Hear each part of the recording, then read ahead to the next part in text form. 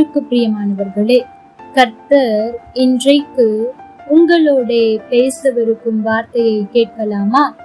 லூக்கா 23 அதிகாரம் 8 ஏரோது இயேசுவை குறித்து அநேக காரியங்களை கேள்விப்பட்டிருந்தபடியினாலும் அவரால் செய்யப்படும் அடையாளத்தை பார்க்க வேண்டும் என்று விரும்பி இருந்ததினாலும் அவரை காணும்படி வெகு நாளாய் ஆசை கொண்டிருந்தான்.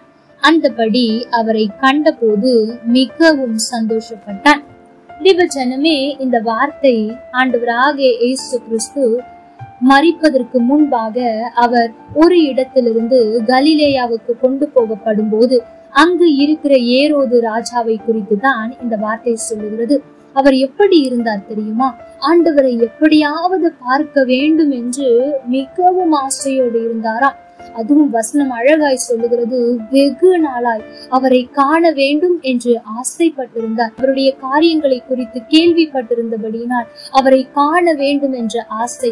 அது மாத்திரமல்ல, வேதம் அழகாய் சொல்லுகிறது, அவரால் செய்யப்படும் அற்புதங்களை பார்க்க வேண்டும் என்று விரும்பினாராம்.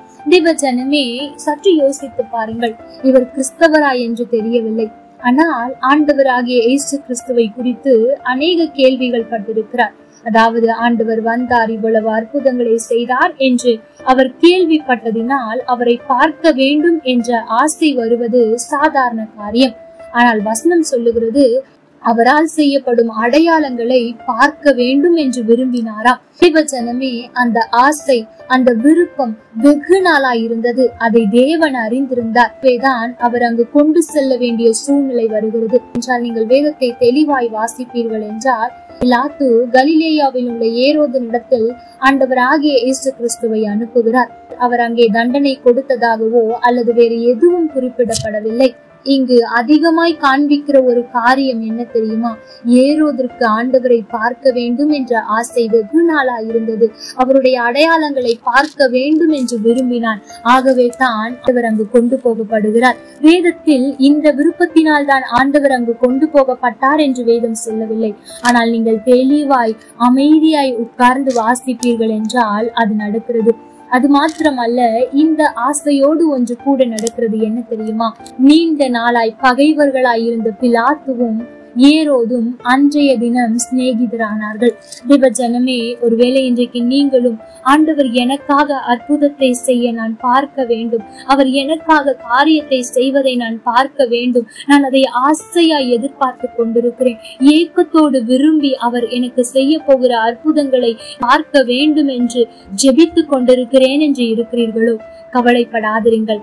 அன்றைக்கு எப்படி ஏரோது ஆண்டவரை பார்க்க வேண்டும் என்று ஆசைப்பட்டு பார்த்து மிகுந்த சந்தோஷம் அடைந்தானோ, அதே போல நீங்கள் எந்த காரியத்திற்காய் வெகு நாளாய் ஆசை கொண்டிருக்கிறீர்களோ, எந்த காரியத்தை பார்க்க வேண்டும் என்று நீண்ட நாளாய் விரும்பி கொண்டிருக்கிறீர்களோ, அதை உங்கள் கண்கள் காணப்போகிறது. ஆகவே அந்த ஆசையை விட்டு விடாதிருங்கள். அந்த ஆசை எப்பொழுதும் இருக்கட்டும். சூழ்நிலைகளை பாராதிருங்கள். இனியா நான் பார்க்க போகிறேன் என்று சூழ்நிலையை பாராதிருங்கள். ஒருவேளை அன்றைக்கு ஏரோது ஆண்டவர் இப்படியாய் அடிக்க கொண்டு போகப்படுகிறாரே, கஷ்டங்களை சுமந்து கொண்டிருக்கிறாரே, அவர் மறிக்க வேண்டிய சூழ்நிலை வந்து விட்டதே, இனியா நான் பார்க்க போகிறேன் என்று தன் நம்பிக்கையை இழந்து விடவில்லை. அவனுக்குள் இருந்த ஆசை, அது மாத்திரமல்ல, நிச்சயமாய் அவர் அற்புதம் செய்வார், அதை நான் பார்ப்பேன் என்ற அவருடைய நம்பிக்கையை ஆண்டவர் கனப்படுத்தினாரே. இன்றைக்கும் நீங்கள் அதே ஆசையோடு அதே விருப்பத்தோடு வெகு நாளாய் காத்து கொண்டிருக்கிறீர்களோ, உங்களையும் அவர் மிகுந்த சந்தோஷத்தினால் நிரப்புவார். இதற்கு பின்பு அநேக பகைமையான காரியங்கள் உங்களுக்கு சிநேகிதமாய் மாறப்போகிறது. உங்களை விரோதித்தவர்கள் உங்களோடு சிநேகிதர்கள் ஆக போகிறார்கள். ஆகவே அந்த விருப்பத்தை விட்டு விடாதீர்கள். கர்த்தர் தாமே உங்களோடு கூட இருந்து உங்களை ஆசீர்வதிப்பாராக. ஆமென். லைக் பண்ணுங்க, ஷேர் பண்ணுங்க, கமெண்ட் பண்ணுங்க.